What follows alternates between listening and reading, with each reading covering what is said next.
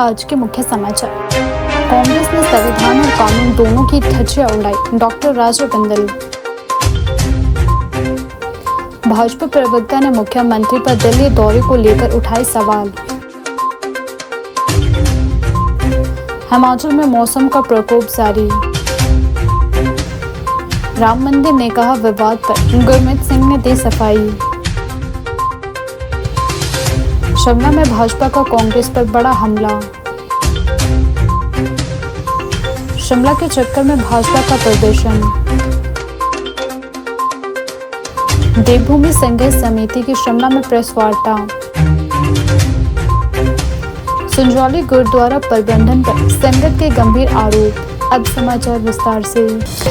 Bharatiya Janata party के प्रदेश अध्यक्ष doctor Raju Bindal ने हिमाचल प्रदेश की कांग्रेस सरकार पर गंभीर आरोप लगाते हुए कहा कि सुखविंदर सिंह सुक्खू के नेतृत्व में राज्य सरकार पंचायती राज और नगर निकाय चुनावों को सुनियोजित तरीके से प्रभावित करने की कोशिश कर रही है। उन्होंने इसे लोकतंत्र की हत्या करार देते हुए कहा कि चुनाव प्रक्रिया को हाईजैक करने की साजिश रची जा रही है। डॉक्टर बिंदल ने कहा कि कांग्रेस सरकार ने बीते 2 वर्षों तक पंचायती राज चुनावों को टालने के लिए हर संभव प्रयास किए और मामला सुप्रीम कोर्ट तक पहुंच गया। उन्होंने बताया कि सर्वोच्च न्यायालय ने स्पष्ट निर्देश दिए कि जिसमें 31 मई से पहले चुनाव कराने को कहा गया है। उन्होंने कहा कि अब सरकार पर चुनावी प्रक्रिया में हेरफेर करने के आरोप भी सामने आ रहे हैं। भाजपा प्रदेश अध्यक्ष ने आरोप लगाया कि हिमाचल के इतिहास में पहली बार आरक्षण रोस्टर को इस तरह से बार बार बदला जा रहा है। उन्होंने कहा कि एक दिन कोई पंचायत अनुसूचित जाति SC के लिए आरक्षित घोषित होती है, अगले दिन वही पंचायत सामान्य श्रेणी में कर दी जाती है और तीसरे दिन उसे महिला आरक्षण के अंतर्गत डाल दिया जाता है। यह चुनाव नहीं बल्कि कांग्रेस की सुटेबिलिटी मॉडल है, जहां नियमों को ताक पर रखकर अपनी राजनीतिक सुविधा के अनुसार रोस्टर तय किया जा रहा है। हिमाचल प्रदेश की कांग्रेस सरकार जो श्री सुखविंदर सिंह सुक्खू जी के नेतृत्व में चल रही है, हर रोज नए नए कीर्तिमान स्थापित कर रही है। पंचायती राज चुनाव और निकाय चुनावों को ना होने देने के लिए, टालने के लिए लगातार प्रयास हुए। माननीय सर्वोच्च न्यायालय के आदेश के बाद जब चुनावी प्रक्रिया शुरू हुई तो धांधली का दौर शुरू हो गया। प्रदेश की कांग्रेस सरकार पंचायती राज चुनाव और निकाय चुनावों को हाईजैक कर लेना चाहती है। देश के इतिहास में पहला अवसर है जब आरक्षण का रोस्टर आए दिन नया जारी होता है। एक दिन एक रोस्टर जारी होता है, एक पंचायत रिजर्व होती है SC के लिए, अगले दिन वो पंचायत ओपन हो जाती है और अगले दिन वो पंचायत महिला के लिए हो जाती है। रोस्टर के साथ मजाक हो रहा है, संविधान के साथ, रूल्स के साथ दादागिरी हो रही है। कांग्रेस के नेता, कांग्रेस के छुटभइये और अधिकारियों के ऊपर दबाव डाल करके चुनाव को हाईजैक करने का प्रयास कर रहे हैं। लाखों लाखों, हजारों हजारों वो भाई बहन जो पंचायतों में आकर के पंचायतों में सेवा कार्य करना चाहते हैं और चुनाव के माध्यम से आगे बढ़ना चाहते हैं, वो आज फ्रस्ट्रेटेड है। एक दिन वो तैयारी करते हैं, अगले दिन रोस्टर बदल जाता है। आज ये सवाल खड़ा होता है कि जब एक नियम बने हुए हैं और उन नियम के अनुसार रोस्टर चल रहा है, 2-2, 3-3, 4-4 रोस्टर एक-एक जिलाधीश के कार्यालय में बने हुए पड़े हैं। सूटेबिलिटी की राजनीति हो रही है। और आज हम कहना चाहते हैं कि श्री सुखविंदर सिंह सुक्खू जी की सरकार लोकतांत्रिक तरीके से पंचायती राज और निकाय चुनाव को नहीं होने देना चाहती। और हम आरोप भी लगा रहे हैं कि ये जनता के अधिकारों के साथ कुठाराघात करके चुनाव को पूरी तरह से हाईजैक करने का योजना पूर्वक षड्यंत्र चल रहा है और अधिकारियों के ऊपर पूरी तरह से दबाव बना करके आम जनमानस के साथ धोखा किया जा रहा है।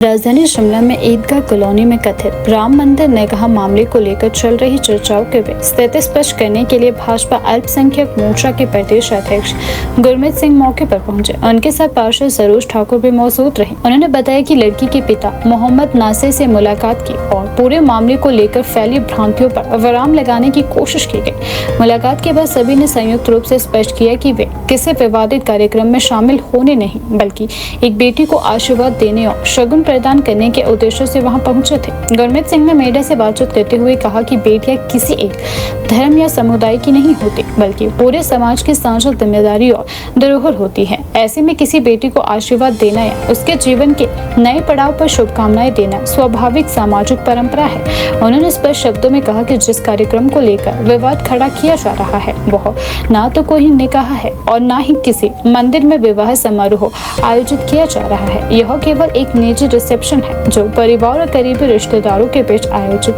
की जा रही है। इस तरह के आयोजनों को लेकर अनावश्यक विवाद पैदा करना उचित नहीं है। गुरमीत सिंह ने यह भी जोड़ा कि पहले भी ऐसे सामाजिक कार्यक्रम होते रहे हैं और उन्हें किसी विवाद से नहीं जोड़ा जाना चाहिए। पार्षद सरोज ठाकुर ने भी इस मौके पर स्थिति स्पष्ट करते हुए कहा कि उनका वहां जाना पूरी तरह सामाजिक और मानवीय दृष्टिकोण से था। उन्होंने बताया कि हम केवल बेटी को आशीर्वाद देने पहुंचे थे। किसी की बेटी के उज्जवल भविष्य की कामना करना हमारी संस्कृति का हिस्सा है। इसे किसी धार्मिक या राजनीतिक रंग में नहीं देखा जाना चाहिए। उन्होंने यह भी कहा कि विवाह समारोह राम मंदिर में होने की बात पूरी तरह गलत और भ्रामक है। वहीं लड़की के पिता मोहम्मद नासिर ने भी सामने आकर पूरे मामले पर अपनी बात रखी। उन्होंने बताया कि रिसेप्शन के लिए हॉल की बुकिंग दिसंबर माह से ही कर दी गई थी और यह कार्यक्रम पूरी तरह पारिवारिक है। इस मुद्दे को बेवजह तोल दिया जा रहा है जिसमें कोई विवाद की बात नहीं है। इस पूरे घटनाक्रम के बाद सभी पक्षों ने एक स्वर में लोगों से अपील की कि वे अफवाह व गलत सूचनाओं पर ध्यान न दें। उन्होंने कहा कि सामाजिक सौहार्द और भाईचारे को बनाए रखना हम सभी की जिम्मेदारी है।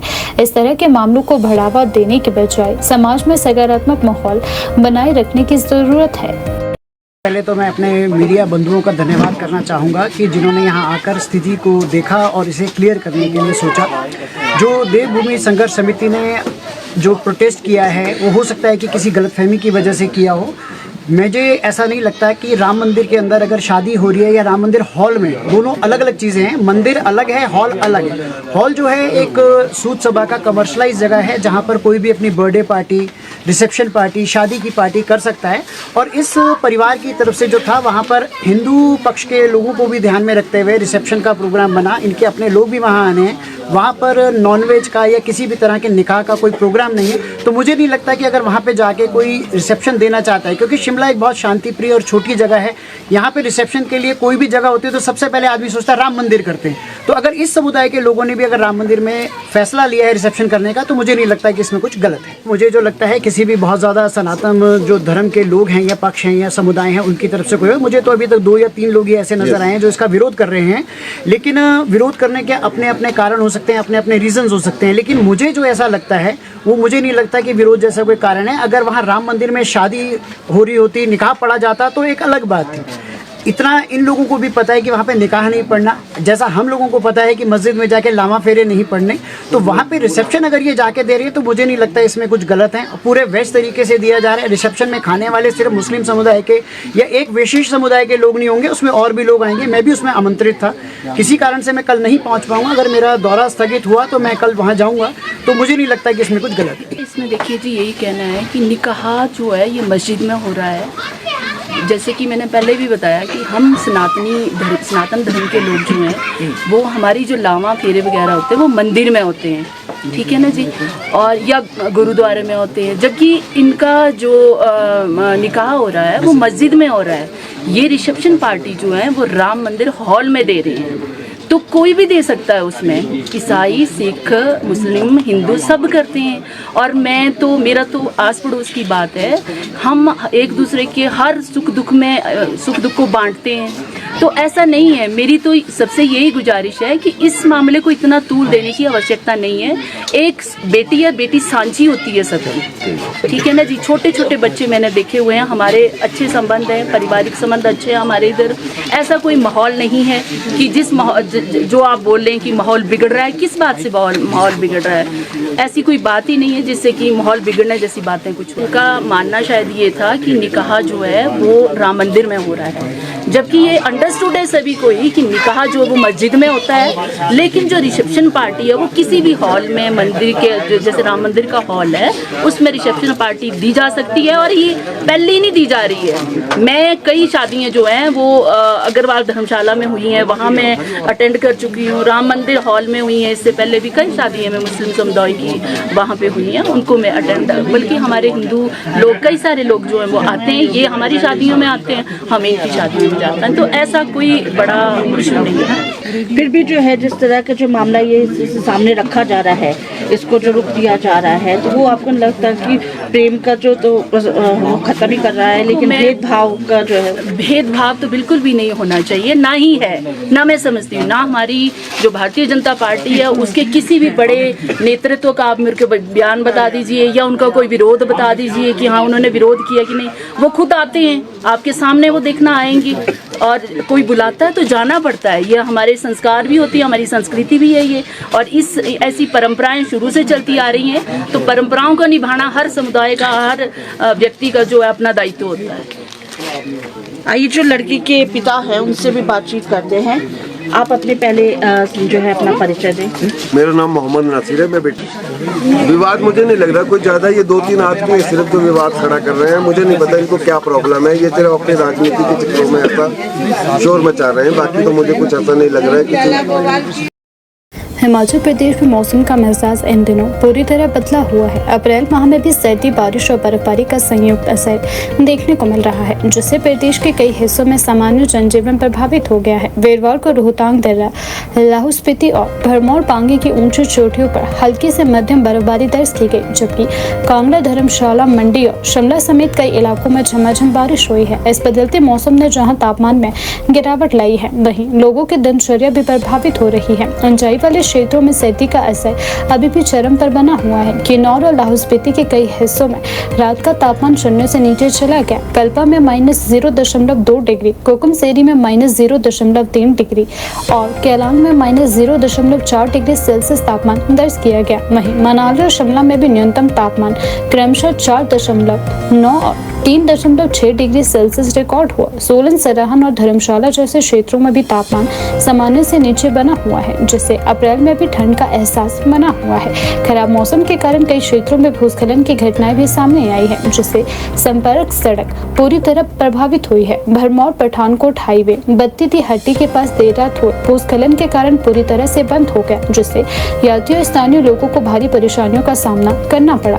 इसके अलावा सलूनी और पांगी क्षेत्र में भी 2 प्रमुख सड़कें बंद है। बिजली व्यवस्था पर भी इसका असर पड़ा और करीब 65 गाँव अंधेरे में डूबे हुए हैं। कुल्लू जिले में भी हालात चिंताजनक बने हुए हैं। बंदरोल क्षेत्र में भारी बारिश के चलते एक होटल का हिस्सा ढह गया, जिससे आसपास के क्षेत्र में दहशत का माहौल बना हुआ है। वहीं जवाहर नवोदय विद्यालय के भवन को भी भारी नुकसान पहुंचा और छात्रों की सुरक्षा को लेकर भी चिंता बढ़ गई है। शिमला में भी 3 मकान भूस्खलन के खतरे की जद में आ गए हैं, जिससे वहां रहने वाले परिवारों को सुरक्षित स्थानों पर जाने की सलाह दी जा रही है। दुर्घटनाओं की बात करें तो कुल्लू में एक बड़ा हादसा उस समय टल गया जब पहाड़ी से गिर रहे पत्थरों के बीच एक कार अनियंत्रित होकर हाईवे पर पलट गई। इस हादसे में दिल्ली से आए एक दंपति घायल हो गए, जिसे तुरंत अस्पताल पहुंचाया गया। लगातार हो रही बारिश और पहाड़ी इलाकों में ढीली होती मिट्टी के कारण ऐसे हादसों का खतरा लगातार बना हुआ है। बर्फबारी का असर यातायात पर भी साफ दिखाई दे रहा है। अटल टनल रोहतांग के लिए साधारण वाहनों की आवाजाही फिलहाल बंद कर दी गई है। केवल 4x4 वाहनों को ही अनुमति दी जा रही है। 13,050 फीट की ऊंचाई पर स्थित रोहतांग दर्रा पर लगातार बर्फबारी से सड़कें फिसलन भरी हो गई है, जिससे प्रशासन को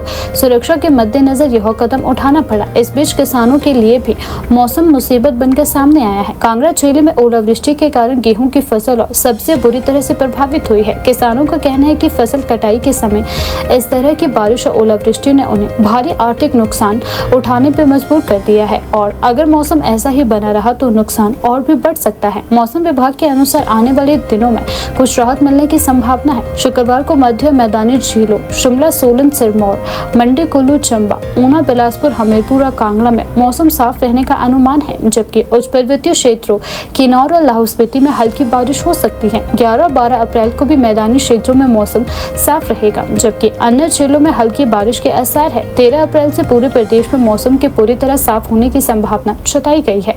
प्रशासन ने लोगों से अपील की है कि वे अनावश्यक यात्रा से बचें, खासकर ऊंचाई वाले और भूस्खलन संभावित क्षेत्रों में। साथ ही मौसम संबंधी चेतावनियों का पालन करें और आपात स्थिति में स्थानीय प्रशासन से संपर्क करने को कहा गया है। लगातार बदलते मौसम के बीच हिमाचल प्रदेश एक बार फिर प्राकृतिक चुनौतियों से जूझ रहा है, जहां एक और यह नजारा पर्यटन के लिहाज से आकर्षक है, वहीं दूसरी स्थानीय लोगों के लिए यह समय मुश्किलों से भरा हुआ है। राजधानी शिमला सहित प्रदेश के विभिन्न हिस्सों में भारतीय जनता पार्टी ने कांग्रेस सरकार की नीतियों के खिलाफ विरोध प्रदर्शन तेज कर दिया है। इस बीच भाजपा जिला अध्यक्ष केशव चौहान ने मीडिया से बातचीत करते हुए प्रदेश सरकार पर जमकर निशाना साधा और उसे हर मोर्चे पर विफल करार दिया। केशव चौहान ने कहा कि कांग्रेस ने सत्ता में आने से पहले जनता से 10 गारंटियां देने का वादा किया था, लेकिन वर्तमान स्थिति यह है कि एक भी गारंटी पूरी नहीं की गई। उन्होंने आरोप लगाया कि कांग्रेस ने इन गारंटियों के जरिए जनता को भ्रमित किया और सत्ता हासिल की, लेकिन अब वादों से मुकर रही है। उन्होंने प्रदेश की कानून व्यवस्था और प्रशासनिक व्यवस्था पर भी सवाल उठाए। मौजूदा सरकार के कार्यकाल में विभिन्न प्रकार के माफियाओं का बोलबाला बढ़ा है, जिससे आम जनता परेशान है। प्रदेश में अव्यवस्था का माहौल बना हुआ है, विकास कार्य ठप पड़े हैं और सरकार केवल घोषणाओं तक ही सीमित रह गई है।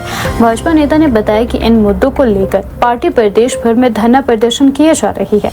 उन्होंने कहा कि भाजपा कार्यकर्ता गाँव-गाँव और शहर जाकर जनता को सरकार की विफलताओं के बारे में जागरूक कर रही है और लोगों का समर्थन भी लगातार मिल रहा है। पंचायत चुनावों के मुद्दे पर केशव चौहान ने कांग्रेस सरकार को घेरा। उन्होंने आरोप लगाया कि सरकार पंचायत चुनावों को टालना चाहती है, लेकिन माननीय न्यायालय की सख्ती के चलते उसे समय पर चुनाव करवाने पड़े। यह लोकतंत्र के साथ खिलवाड़ करने की कोशिश थी, जिसे न्यायपालिका ने रोक दिया है। आगामी चुनावों को लेकर भाजपा का रुख स्पष्ट करते हुए केशव चौहान ने विश्वास जताया कि पार्टी को जनता का व्यापक समर्थन मिलेगा। उन्होंने कहा कि पंचायत चुनावों में भाजपा बड़ी जीत दर्ज करेगी और यह जीत आने वाले 2027 के विधानसभा चुनावों की दिशा तय करेगी। उन्होंने दावा किया कि 2027 में हिमाचल प्रदेश में भाजपा पूर्ण बहुमत के साथ सरकार बनाएगी। उससे साफ है कि जनता कांग्रेस से पूरी तरह निराश हो चुकी है और बदलाव चाहती है।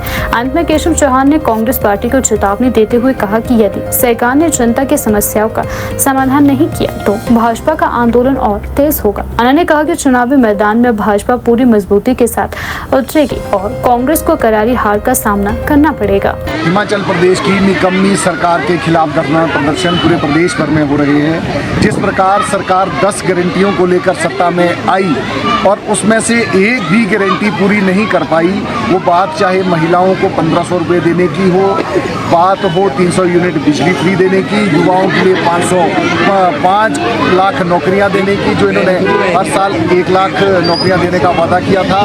किसी भी क्षेत्र में सरकार अपनी जो इन्होंने वायदे किए थे उसे पूरा नहीं कर पाए। विकास पूरी तरह से ठप है। चारों ओर माफियाओं का राज है, वो चाहे भू माफिया हो, चाहे वो रेत माफिया हो, चाहे वो वन माफिया हो, हर प्रकार से पूरा प्रदेश इस सरकार ने अस्त व्यस्त कर दिया है। और ये सिर्फ दोस्तों के लिए जो ये कर सकती थी, सिर्फ ये दोस्तों की सरकार बनकर रह गई।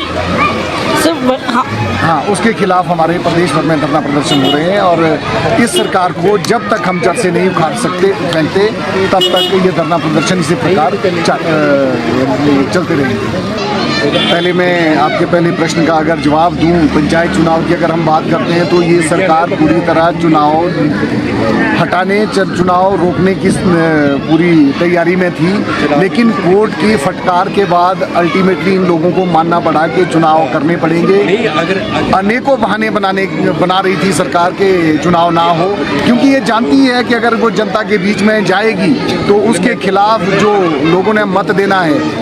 अभी आप देख लेंगे तो पंचायत चुनाव में कांग्रेस सरकार की इनके जो समर्थित कैंडिडेट्स होंगे उनकी बहुत बुरी तरह से हार होने वाली है और भारतीय जनता पार्टी के ज़्यादातर प्रधान, उप प्रधान, चाहे वो बीडीसी और जिला परिषद है, भारतीय जनता पार्टी बहुत बड़े मार्जिन के साथ जीतने वाली है। रही 2027 की बात, तो 2027 में मैं आपको दावे के साथ कह सकता हूं कि ये सरकार जब कांग्रेस पार्टी चुनाव में जाएगी तो ये दहाई का आंकड़ा पार नहीं कर पाएगी, ये 10 से नीचे की सीटों पर रहने वाली है, ये मैं आपको दावे से कहता हूँ। हिमाचल प्रदेश में राजनीतिक बयानबाजी तेज होती जा रही है। भाजपा के प्रदेश प्रवक्ता राजेंद्र दाना ने मुख्यमंत्री सुखविंदर सिंह सुक्खू के हालिया दिल्ली दौरे को लेकर गंभीर आरोप लगाए हैं। राजेंद्र दाना ने आरोप लगाया कि मुख्यमंत्री महीने की 1 तारीख को राज्यसभा सीट से जुड़े मामलों को लेकर दिल्ली जाते हैं। उन्होंने दावा किया कि मुख्यमंत्री शिमला से छुपा कर दिल्ली पहुंचे और वहां के एक निजी होटल में लगभग 23 घंटे तक रुके। भाजपा प्रवक्ता ने कहा कि यह स्पष्ट नहीं है कि मुख्यमंत्री ने दिल्ली में 5 सितारा होटल रेडिसन ब्लू में गुप्त रूप से क्यों ठहराव किया। उन्होंने यह भी सवाल उठाया कि होटल में बुकिंग मुख्यमंत्री के नाम से क्यों नहीं की गई। उन्होंने आगे कहा कि इन 23 घंटों के दौरान मुख्यमंत्री से कौन कौन लोग मिले, इसका खुलासा किया जाना चाहिए। उन्होंने मांग की कि मुख्यमंत्री जनता के सामने यह स्पष्ट करे कि दिल्ली प्रवास के दौरान किन लोगों से मुलाकात की गई है और इस दौरान क्या क्या डील हुई है। उन्होंने कहा कि मुख्यमंत्री को इस पूरे मामले पर जवाब देना चाहिए क्योंकि पारदर्शिता लोकतंत्र की मूल भावना है। भाजपा ने इस मुद्दे पर विस्तृत जानकारी सार्वजनिक करने की मांग की है। फिलहाल इस मामले में मुख्यमंत्री या सरकार की ओर से कोई आधिकारिक प्रतिक्रिया सामने नहीं आई है। कुछ इश्यूज हैं और उनको क्रमबद्ध तरीके से मैं आज आप सबके सामने रखूंगा। सबसे पहला कि प्रदेश के माननीय मुख्यमंत्री अभी जो राज्यसभा का चुनाव हुआ, हमने पहले भी प्रश्न उठाया था और आज दोबारा इस प्रश्न को उठा रहे हैं कि 1 तारीख को प्रदेश के माननीय मुख्यमंत्री टूर प्रोग्राम जारी करके शिमला से दिल्ली जाते हैं। 1 तारीख को अपनी पार्टी के वरिष्ठ नेताओं के साथ राज्यसभा की सीट की चर्चा करते हैं।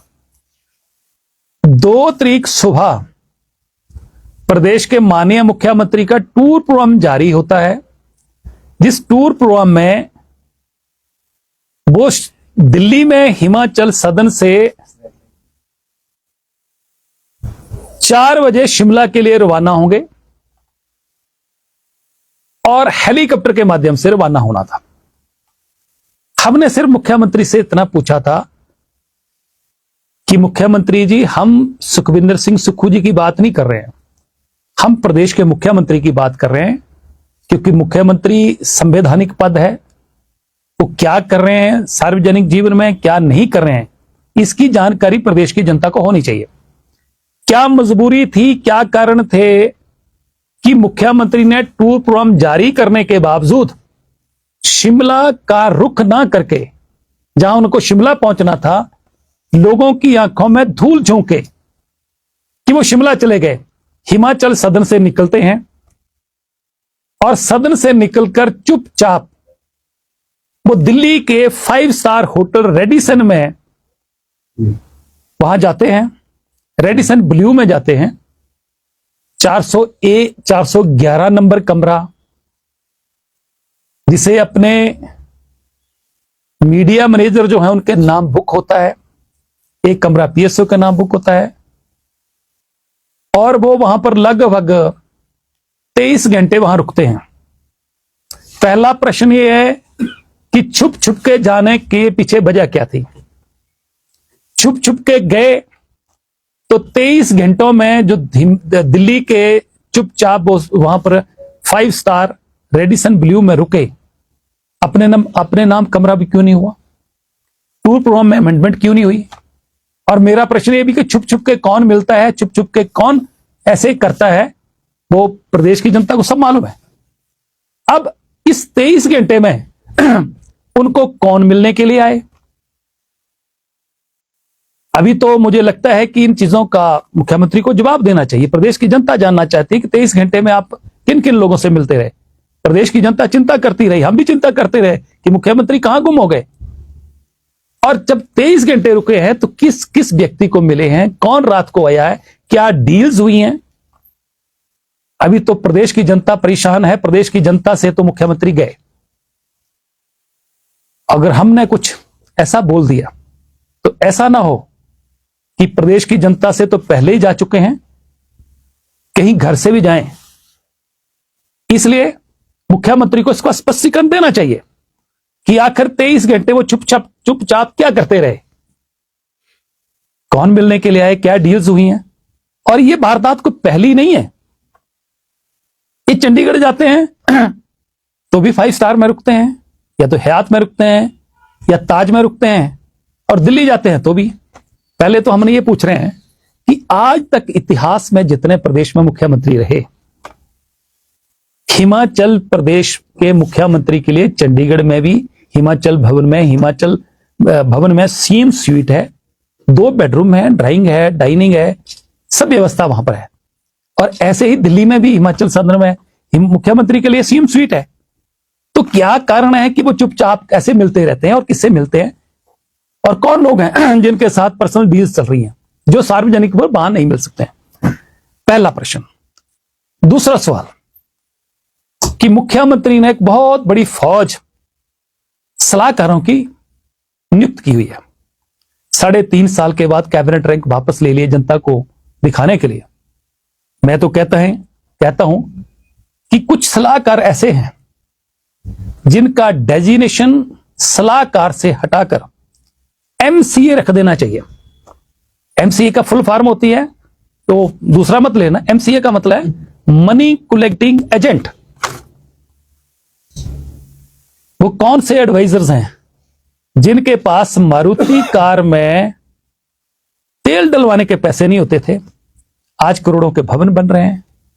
कई एडवाइजर तो ऐसे हैं जिनके स्कूल चलते थे छोटे मोटे, अब उन्हीं स्कूल्स में करोड़ों रुपए की बिल्डिंग्स और बन गई। और हिमाचल में, प्रदेश में कितने लोग ऐसे हैं जिनको जो है नर्सिंग की सीट्स दे दी, तो अपने जो सलाहकार हैं उनको, एक सलाहकार को 80 सीटें नर्सिंग की दे दी, 60 सीटें वेटरनरी फार्मासिस्ट की दे दी। तो कहावत है ना, कहते हैं कि अंधा बांटे रेबड़ियां हैं, अंधा बांटे रेबड़ियां मुड़ मुड़ अपना को दे। तो क्या मुख्यमंत्री सिर्फ मात्र सलाहकारों के लिए, मित्रों के लिए बने हैं?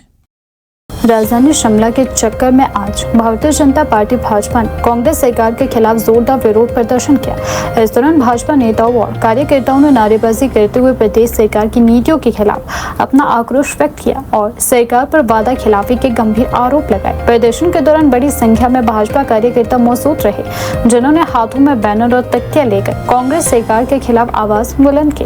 प्रदर्शनकारियों का कहना था कि प्रदेश की जनता को चुनाव से पहले जो सपने दिखाए गए थे वे अब टूटते हुए नजर आ रहे हैं। मौके पर मीडिया से बातचीत करते हुए भाजपा के प्रदेश मीडिया इंचार्ज कंवर प्यार सिंह ने कांग्रेस सरकार पर तीखा हमला बोला। उन्होंने कहा कि कांग्रेस ने सत्ता में आने से पहले जनता से बड़ी बड़ी गारंटियों के वादे किए, लेकिन आज तक कोई भी गारंटी धरातल पर नहीं उतरी। उन्होंने आरोप लगाया कि सरकार केवल गारंटियों की आंधी चलाकर जनता को गुमराह कर रही है, जबकि जमीनी स्तर पर कोई ठोस कार्य नहीं हो पा रहा है। उन्होंने प्रदेश के लोक निर्माण मंत्री विक्रमादित्य सिंह पर निशाना साधते हुए कहा कि हमारे विधानसभा क्षेत्र में सड़कों की हालत बेहद खराब है। उन्होंने कहा कि हमारी विधानसभा में कोई भी नई सड़क नहीं बनी है और जो सड़कें हैं उनकी हालत भी खराब हो चुकी है। लोगों को रोजाना परेशानियों का सामना करना पड़ रहा है। उन्होंने कहा कि लोक निर्माण मंत्री केवल घोषणाएं कर रही है और बयानबाजी में व्यस्त है, लेकिन धरातल पर काम नजर नहीं आ रहा है। उन्होंने कहा कि सरकार को केवल कागजी घोषणाएं करने के बजाय जमीन पर कार्य करना होगा। जनता अब केवल वादे नहीं बल्कि परिणाम चाहती है। भाजपा नेता ने यह भी कहा कि प्रदेश में विकास कार्यों की गति धीमी हो गई है और बुनियादी सुविधाओं की स्थिति लगातार बिगड़ रही है। उन्होंने आरोप लगाया कि कांग्रेस सरकार सत्ता की अपेक्षाओं पर खरी नहीं उतर रही है और प्रदेश में अव्यवस्था का माहौल बनता जा रहा है। हमारे पार्टी के साथियों ने जनता की आवाज़ को चुना है। हम देख रहे हैं कि हमारे मंत्री जब बयानवीर हैं यहाँ से विधानसभा क्षेत्र से, आदरणीय विक्रमादित्य सिंह जी, केवल बयान देने का काम कर रहे हैं। वे जनता के लिए कोई काम नहीं कर रहे हैं। हमारे अस्पतालों में कोई डॉक्टर नहीं है, सड़कों की हालत बद से बदतर है और शिक्षण संस्थानों में शिक्षक नहीं है, जिसके लिए हम सभी कार्यकर्ता पूरी तरह से जनता की आवाज़ बनकर आज जनता के बीच में हैं। आप विरोध प्रदर्शन ये देखिएगा कि हर जो शिमला ग्रामीण का वासी है वो इस सरकार से त्रस्त है। जो उम्मीदें थी माननीय विधायक से, उसको उन्होंने बिल्कुल तार करके रख दिया है। इस प्रदेश में, इस विधानसभा क्षेत्र में सड़कें एक महीने तक बंद रहती हैं। बसें मैक्सिमम बंद हो गई हैं। जो बसें जाती थी, जो बसें लोगों को सुविधा होती थी, उनको बंद कर दिया गया है। उस दिशा में, रास्ते की दिशा में किसी भी क्षेत्र में माननीय मंत्री जी कोई काम नहीं कर पा रहे हैं। अभी पंचायतों का गठन हुआ है, सभी पंचायतें सभी जगह बनी हैं, मगर हमारे क्षेत्र में काफ़ी पंचायतें बनने से वंचित रह गई हैं। वो बताएं क्या कारण है, और माननीय मंत्री जी नींद से जागें ताकि वो कम से कम जनता को जवाब तो दें कि वो 4 वर्षों में उन्होंने किया क्या है। 3.5 वर्षों में केवल बयान देने का काम माननीय मंत्री जी कर रहे हैं। राजधानी शिमला में राम मंदिर हॉल परिसर में एक मुस्लिम परिवार के रिसेप्शन कार्यक्रम को लेकर विवाद गहराता जा रहा है। इस मामले में विभिन्न हिंदू संगठनों ने कड़ा विरोध जताते हुए इसे सांस्कृतिक अतिक्रमण करार दिया है और चेतावनी दी है कि यदि ऐसे आयोजन दोबारा हुए तो आंदोलन को और तेज किया जाएगा।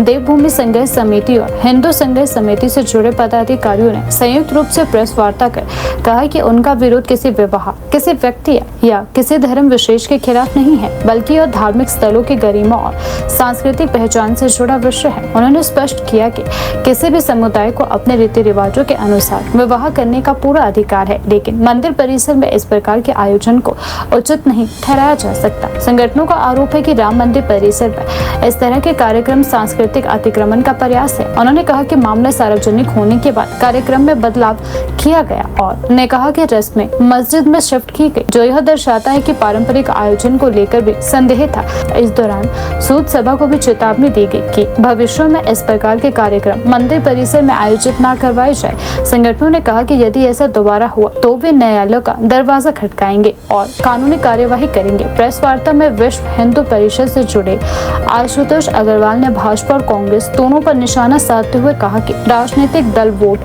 बैंक की राजनीति में लगे हुए हैं। उन्होंने भाजपा को चेतावनी दी कि यदि वह मुस्लिम वोटों के चक्कर में हिंदू हितों की अनदेखी करेगी तो उसे हिंदू समाज का समर्थन खोना पड़ सकता है। उन्होंने कहा कि वे कट्टर हिंदू और भाजपा समर्थक है, लेकिन हिंदू हितों से समझौता किसी भी सूरत में स्वीकार नहीं किया जाएगा। वहीं हिंदू संघर्ष समिति के प्रतिनिधि मदन ठाकुर ने भी तीखी प्रतिक्रिया देते हुए कहा कि प्रदेश में लगातार सांस्कृतिक अतिक्रमण की घटनाएं बढ़ रही है। उन्होंने सवाल उठाया कि यदि नमाज सड़कों पर और धार्मिक कार्यक्रम मंदिरों में होंगे तो फिर अलग अलग धार्मिक स्थलों का महत्व क्या रह जाएगा। उन्होंने यह भी आरोप लगाया कि प्रदेश में इस तरह की गतिविधियों के जरिए सामाजिक संतुलन बिगाड़ने की कोशिश की जा रही है। संगठनों ने बिलासपुर और अन्य घटनाओं का जिक्र करते हुए कहा कि कुछ मामलों में लोगों की चुप्पी और चयनात्मक प्रतिक्रिया भी चिंता का विषय है। उन्होंने दावा किया कि पूरे प्रदेश में अतिक्रमण की घटनाएं बढ़ रही है और इसे रोकने के लिए समाज को एकजुट होने की जरूरत है।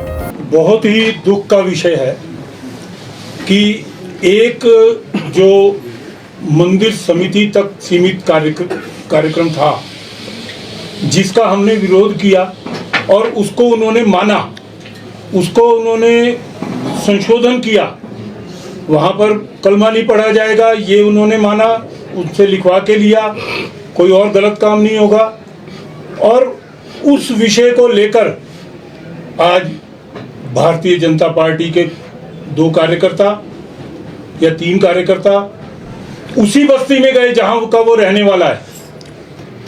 नासिर हुसैन जिस बस्ती का रहने वाला है वहां पर जाकर प्रेस कॉन्फ्रेंस कर रहे हैं और बोल रहे हैं तो मेरे हाथ और पांव हैं, ये मेरे कंधे से कंधा मिलाकर साथ चलते हैं। ऐसी मानसिकता यदि भाजपा के लोगों की है तो मैं भाजपा को स्पष्ट चेतावनी देना चाहता हूं कि मुस्लिम वोटों के चक्कर में आप हिंदू वोटों से हाथ धो बैठोगे। मैं कट्टर हिंदूवादी हूं, भाजपा का समर्थक हूं, परंतु आज ये बात कहने पर हमें विवश होना पड़ा है। यदि भाजपा ने अपना रुख नहीं बदला तो निश्चित रूप से आने वाले समय में इस तरह के लोगों का विरोध किया जाएगा, खुलकर विरोध किया जाएगा, ताकि भविष्य में वो कोई भी इस तरह की बात ना कर सके। आपके माध्यम से मैं बताना चाहूँगा, या जब भी आप उनके नजदीक जाए उनसे जरूर पूछिएगा कि आप लोग नमाज सड़कों पे पढ़ते हैं, शादियां हिंदू धर्मशालाओं में करने की कोशिश करते हैं, हिंदू मंदिरों में करने की कोशिश करते हैं, तो जो ये आपने मस्जिदें, ये मस्जिदों के नाम पे जो आपने जगह जगह अतिक्रमण कर रखा है, जहां पे आपकी 1% आबादी नहीं है, वहां पे 20-20 मस्जिदें आपने खोल रखी है। पूरे हिमाचल प्रदेश में आपने 800 कुछ जगहों का अतिक्रमण करके रखा है, वो किस लिए?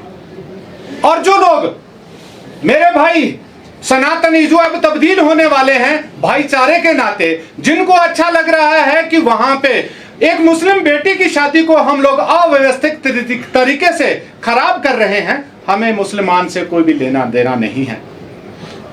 हमें इन लोगों से कोई आपत्ति नहीं है। हम तो कहते हैं कि आप मंदिर में और नमाज भी वहां पे पढ़ो। जिस प्रकार का कृत्य हमारे हिंदू लोग कर रहे हैं, शर्मिंदा आज हमें खुद को होना पड़ रहा है। हम ये तय नहीं कर पाते कि आज टीका लगाने वाला हिंदू है या बिना टीका लगाने वाला कोई हिंदू है। कौन सा व्यक्ति कहां जा रहा है, ये प्रश्न चिन्ह लग चुका है। आज रोना इस बात का है कि आज हमारे वो लोग, जो लोग पश्चिम बंगाल में जब हिंदुओं का अत्याचार हो रहा था तो वो चुप थे, जब बिलासपुर में 5 साल की बच्ची की अस्मिता लूटी जा रही थी तब वो चुप थे, जब चंबा में मनोहर हत्याकांड हुआ, टुकड़े टुकड़े किए गए थे, तब वो चुप थे। परंतु आज वो अपनी भाईचारे की वाणी लेके बेचारे बनके यहां पे सभा में आते हैं। आप एक चीज बताएं, 5 किलोमीटर दूर अगर शादी हो रही है तो वहां पे सिर्फ मंदिर ही यहां पे क्यों आना? वहां पे पंचायत घर में भी तो कार्यक्रम किए जा सकते थे, बुटेलमल धर्मशाला थी वहां पे भी किए जा सकते थे। और साथ में यही सभा अब 10 कमरे भी इनको देती है रहने के लिए। आप कितना सोची समझी से। मैं आपके माध्यम से और एक बात बताना चाहूंगा। अभी 1 हफ्ते पहले तारा देवी मंदिर में एक मुसलमान व्यक्ति बड़ी लंबी दाढ़ी लेके आता है, उसने टीका लगाने से शरेआम मना किया। और हमारे कुछ लोग राजनीतिक प्रेरणा से जुड़े हुए जो लोग हैं वो कहते हैं कि ये हिंदू देवी देवताओं को मानते हैं, उनकी पूजा करते हैं। अगर वो वास्तव में हिंदू देवी देवताओं की पूजा करते थे, वास्तव में वो हिंदू सनातन को मानते हैं, तो वो टीका लगाने से क्या डर था उनको? क्या मौली लगाने से क्या डर था? कलावा बांधने से क्या डर था? क्या मेरे भाई आज हम उन्हें कोई विरोध नहीं करते, जो राम मंदिर में कल आएंगे, जो दिल्ली से मोहम्मदन या मुसलमान यहां पे आएंगे, क्या वो टीका लगाएंगे? मैं आपके माध्यम से पूछना चाहता हूं, क्या वो टीका लगाएंगे? और क्या वो लोग जो आज भाईचारे की दुहाई दे रहे हैं, क्या वो काम करेंगे? वो टीका लगाएंगे उनका? नहीं। मैं आपके माध्यम से जो आज भाईचारे की बात कर रहे हैं, पूरे हिमाचल प्रदेश में ये लोग अतिक्रमण कर रहे हैं। ये सारे वो कन्वर्टेड लोग हैं जो आने वाले समय में, ये मैं आपको बताना चाहता हूं कि कश्मीर बनने की पूरी राह पे हिमाचल प्रदेश चल चुका है। ये 1990 की वारदात यहां पे भी शुरू होने वाली है। आप पत्रकार हैं, आप पता करना कि 1990 में वहां पे क्या हुआ था। हम ठीक उसी रास्ते पे चल रहे हैं कि हमारे पास भाजपा के ही पदाधिकारी नहीं, हमारे पास कांग्रेस के भी पदाधिकारी हमारे संगठन में है। एक विषय तो बड़ी साफ और स्पष्ट तौर पे मैं बता देता हूं कि कांग्रेस की विचारधारा के भी लोग हैं, भाजपा की विचारधारा के भी लोग हैं और वामपंथी विचारधारा के भी लोग हमारे बीच है और तटस्थ लोग भी हैं। परंतु जहां तक आपका प्रताप जी ने एक सवाल किया कि कोई खींचतान, हमारी अपनी राह, हमारा अपना संगठन, हमारी सिर्फ एक सोच कि सनातन की रक्षा, सनातन के हितों के साथ खिलवाड़ ना हो। भाजपा कांग्रेस दोनों एक राजनीतिक दल है, उनका मकसद सिर्फ राजनीतिक रोटियां सेकना है। उन्हें इस बात से कोई सरोकार नहीं है। इन दोनों राजनीतिक दलों के लिए जो है वो जातिवाद भी जायज है। इन दोनों जो दलों के लिए है वो वैमनस्य से पहले समाज में वो भी चलेगा, धर्म के नाम पे विरोध हो वो भी चलेगा, क्योंकि ये राजनीति कर रहे हैं, विशुद्ध राजनीति। हमारे जो संगठन है हिंदू संघर्ष समिति का, राजनीतिक उससे कोई सरोकार नहीं है, क्योंकि इन सब चीजों को हम खुद बहुत पीछे छोड़ के आ चुके हैं। साफ और स्पष्ट शब्दों में हम पूर्ण रूप से गैर राजनीतिक भी नहीं कहूंगा, सब राजनीतिक लोगों को साथ में लेकर, सब राजनीतिक दलों को साथ में लेकर हमारी खुली निमंत्रण है। परंतु वो लोग हमारे बीच में जो पदाधिकारी भी है भाजपा के, वो भी खुल के हिंदुत्व की बात करते हैं। और जब वह बैठक में जाते होंगे तो वहां भी हमें पूर्ण विश्वास है कि हमारी बात को रखते होंगे, कहते होंगे कि भाई आपका ये गलत है, आपका ये सही है। तभी हम कह रहे हैं कि हिंदू संघर्ष समिति को सिर्फ हिंदुओं सनातनियों की आवश्यकता है, किसी भी राजनीतिक दल के हो चलेगा। राजनीतिक दल के दलालों के लिए, एजेंटों के लिए जगह नहीं है। हिंदुओं के लिए, किसी भी राजनीतिक दल का हिंदू है उसके लिए हमारे दरबार हमेशा खुले हैं। राजधानी शिमला के संजौली स्थित गुरुद्वारा साहिब संजौली में कथित अनियमितताओं को लेकर विवाद गहराता जा रहा है। संगत के कुछ जिम्मेदार सदस्यों ने प्रेस वार्ता कर गुरुद्वारा प्रबंधन पर चुनाव प्रक्रिया में गड़बड़ी, पारदर्शिता की कमी और संगत की आवाज दबाने जैसे गंभीर आरोप लगाए हैं। गुरुद्वारा प्रबंधन में लोकतांत्रिक प्रक्रिया का सही तरीके से पालन नहीं किया जा रहा है। संगत के अनुसार वर्ष 2025 में होने वाले चुनावों को टालकर 2026 में कराने की बात कही गई, जबकि नियमों के अनुसार हर 2 वर्ष में चुनाव कराना अनिवार्य रहता है। प्रेस वार्ता में बताया गया कि इसके बावजूद इच्छुक सदस्यों को नामांकन दाखिल करने का अवसर भी नहीं दिया गया, जिससे पारदर्शिता पर गंभीर सवाल खड़े हो रहे हैं। संगत के सदस्यों ने दावा किया कि करीब 180 लोगों ने एक आवेदन के माध्यम से निष्पक्ष और पारदर्शी चुनाव कराने की मांग की, लेकिन इस मांग को भी नजरअंदाज कर दिया गया। आरोप है कि न केवल उनकी मांग को खारिज किया गया, बल्कि इस मुद्दे को उठाने वालों पर भी दबाव और प्रभाव डाला गया। संगत के कुछ सदस्यों ने यह भी आरोप लगाया कि वर्ष 2017 में कथित रूप से फर्जी चुनाव आयोजित किए गए थे और हाल ही में उसी तरह की प्रक्रिया दोहराई गई है। आरोपों के अनुसार नामांकन और मतदान की प्रक्रिया नियमों के अनुरूप और समय पर नहीं करवाई गई। इसके अलावा कुछ व्यक्तियों द्वारा राजनीतिक प्रभाव और बाहरी दबाव के जरिए चुनाव प्रक्रिया को प्रभावित करने के लिए आरोप भी सामने आए हैं। और पूरे देश विदेश में पहुंचाई जाए कि संजौली गुरुद्वारा में पिछले 6 सालों से क्या हो रहा है, कैसे वहां पर संगत को आने से रोका जा रहा है, कैसे वहां पर लोगों को बरगलाया जा रहा है, भड़काया जा रहा है। और 2 लोग वहां पर ऐसे हैं जिन्होंने पिछले 6 साल से अपना राज बनाया है और पब्लिक के, संगत के पैसे को मिसयूज कर रहे हैं बहुत ही बुरे तरीके से। और हाल ही में उस सारी चीज़ों को चलते हमने उनके ऊपर जब क्वेश्चनिंग करी लास्ट ईयर, हम सारे इकट्ठे हुए, क्योंकि हर 2 साल बाद हमारा मेमोरेंडम ऑफ एसोसिएशन है संजौली गुरुद्वारे का, जिसमें मेंशन है कि हर 2 साल के बाद इलेक्शंस होनी चाहिए। तो उन्होंने अपनी मर्जी से 3-3 साल के बाद इलेक्शंस कंडक्ट करवाई और उस इलेक्शंस जो भी है वो बोगस इलेक्शंस हैं। ना उसमें उन्होंने चंदा इकट्ठा करा, ना किसी को जनरल हाउस का कमेटी का मेंबर बनाया, ना नॉमिनेशंस फाइल करी, ना कोई मीटिंग्स हुई, ना किसी के मिनट्स रिकॉर्ड हुए। और ये सारा बोगस काम करते हुए उन्होंने कहा कि हम तो जकारे लगाकर, नारे लगाकर चुन लेंगे, जबकि उनको 2 साल बाद नॉमिनेशंस का मौका देना चाहिए। अगर कोई संगत के लोग आगे आकर काम करना चाहते हैं, एग्जीक्यूटिव कमेटी बनाना चाहते हैं, तो मौका देना चाहिए, जबकि वो ये चीज़ें नहीं कर रहे थे, अकाउंट्स का हिसाब नहीं दे रहे थे। तो लास्ट ईयर 2025 में अगस्त में हमने उनसे बैठ के बातचीत करने की कोशिश करी।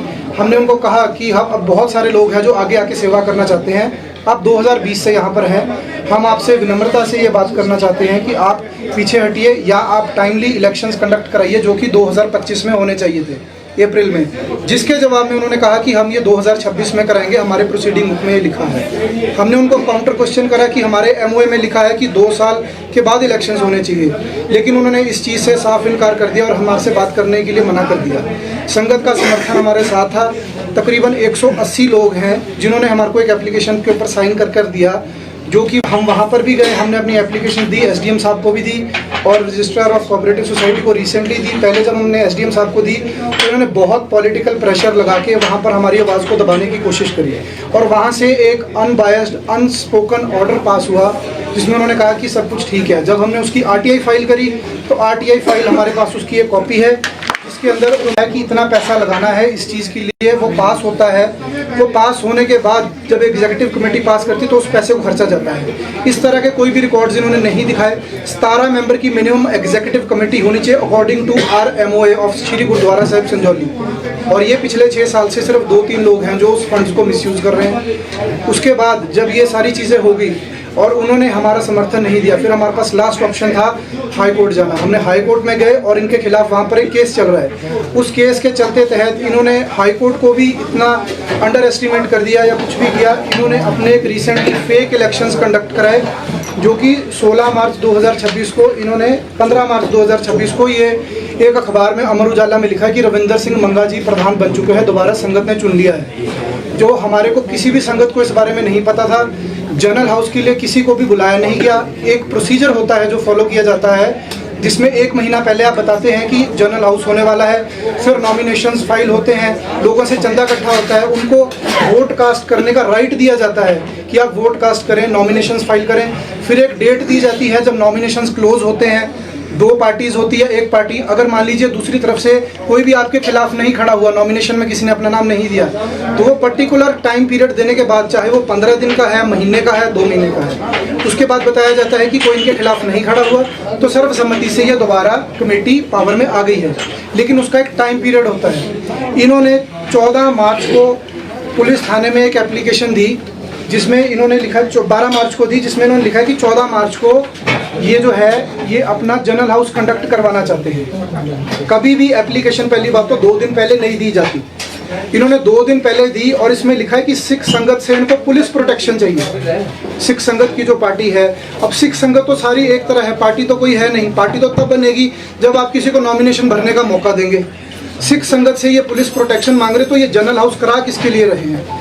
माफ़ करना, मैं एक बात बोलना यहाँ पर चाहूँगा कि यहाँ पर भी सिख धर्म के अंदर भी बहुत सारे लोग ये ऐसा कर रहे हैं, बिरादरी सिस्टम चला रहे हैं, रिश्तेदारी चला रहे हैं, लोगों को प्रेशराइज करके भड़काकर अपनी तरफ अपने अंडर प्रेशर दबाना चाहते हैं। लेकिन अगर कोई कर्मा को बिलीव करता है तो वो ये चीज़ को साफ मान ले कि इसके बाद भी कहीं कुछ है। अगर आप भगवान को पीछे छोड़कर अपने रिश्तेदारों को या अपनी बिरादरी को आगे ले जाना चाहते हैं, तो जब आप वहाँ जाएंगे तो वहाँ पर भगवान भी आपसे मुख मोड़ लेंगे। वो भी कहेंगे कि अपनी बिरादरी सही करो कि कर्मों का हिसाब कर ले। तो ये जैसे इन्होंने 12 मार्च को इन्होंने ये एप्लीकेशन थाने में दी और 14 मार्च को इन्होंने इलेक्शन दिखा दी कि हमारी इलेक्शन होगी, जबकि जनरल हाउस 14 मार्च को है। मिनिमम टाइम पीरियड कोई भी आप संस्था देख ले या कोई प्रोसीजर देख ले तो 1 से 2 महीने का टाइम होता है। जैसे कि अभी सिंह सभा गुरुद्वारा के इलेक्शंस हुए थे पीछे से, सभी को पता होगा। उसमें एक प्रॉपर तरीके से एक चैनल से एक प्रोसीजर से चला गया, नॉमिनेशंस फाइल हुए, 500-500 रुपये चंदा इकट्ठा करके उन्होंने सबके कार्ड्स बनाए जिसके साथ वो वोट कास्ट कर सकते थे।